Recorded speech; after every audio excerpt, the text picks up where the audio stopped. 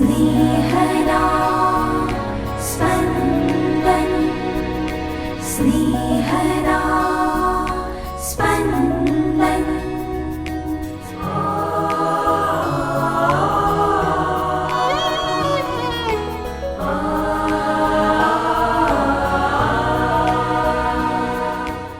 તપઋતુનો 5મો રવિવાર. વ્યભિચારના પાપમાં પુરુષ અને સ્ત્રી બંને સામેલ હોવા છતાં પુરુષ પ્રધાન સમાજ સજા તો માત્ર સ્ત્રીને જ કરે છે. આજના શુભ સંદેશમાં પ્રભુ ઈસુ એક ડગલું આગળ જઈ દોષિત સ્ત્રીના ભૂતકાળ પરથી એનો ન્યાય તોડવાને બદલે એનું ભાવિ ધ્યાનમાં રાખી હવેથી પાપ કરીશ નહીં એવી સલાહ આપી એનો ભવ સુધારી દે છે. સાંભળીએ સંત યોહાનકૃત શુભ સંદેશ, અધ્યાય 8, કડી 1-11. સવારના પહોરમાં ઈસુ ફરી મંદિરમાં આવ્યા અને બધા લોકો તેમની પાસે ભેગા થવા લાગ્યા. એટલે તેમણે બેસીને તેમને ઉપદેશ આપવા માંડ્યો. એવામાં શાસ્ત્રીઓ અને ફરોશીઓ વ્યભિચાર કરતાં પકડાયેલી એક બાઈને તેમની પાસે લઈ આવ્યા અને તેને વચમાં ઊભી રાખીને તેઓએ ઈસુને કહ્યું, ગુરુજી, આ બાઈ પ્રત્યક્ષ વ્યભિચાર કરતાં પકડાય છે. હવે શાસ્ત્રમાં મોશે આપણને એવી બાઈને પથ્થર મારીને મારી નાખવાનું ફરમાવેલું છે, તો આપ શું કહો છો?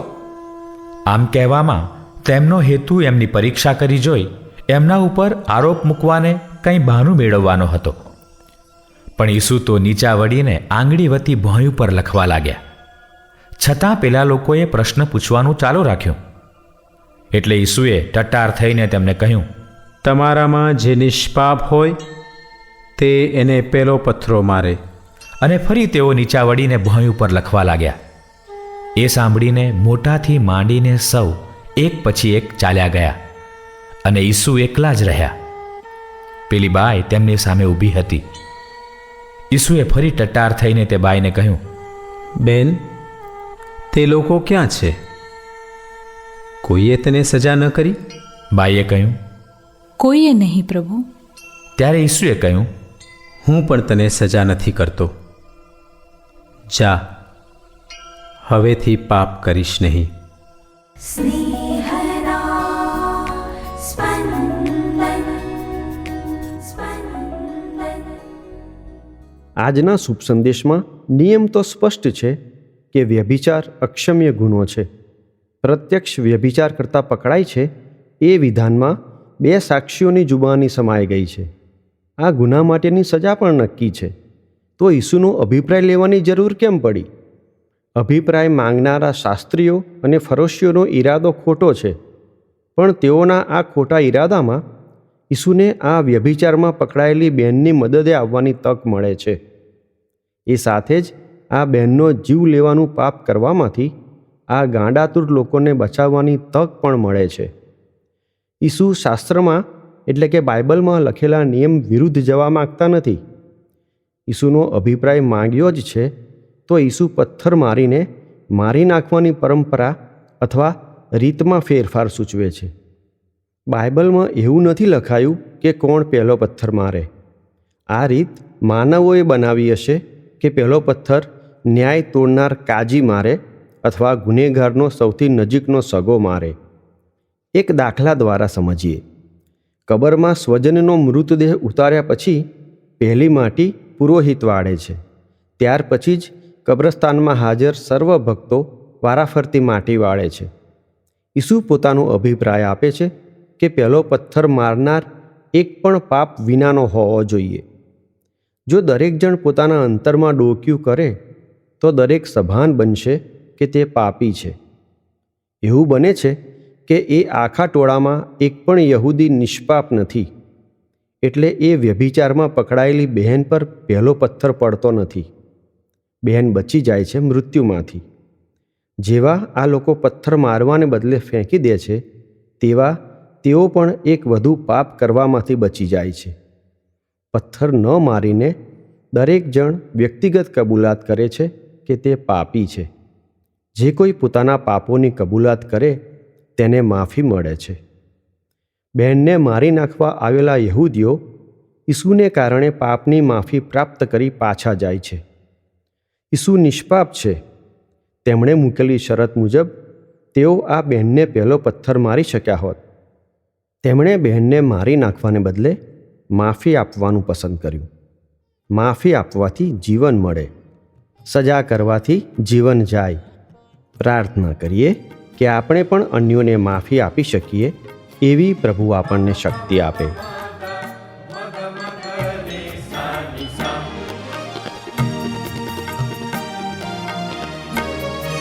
પ્રભુ છે ભલાઈનો ભંડાર. પ્રભુ છે ભલાઈનો ભંડાર. એનો માની લો આભાર. એનો માની લો આભાર. એની કરુણા પરંપાર.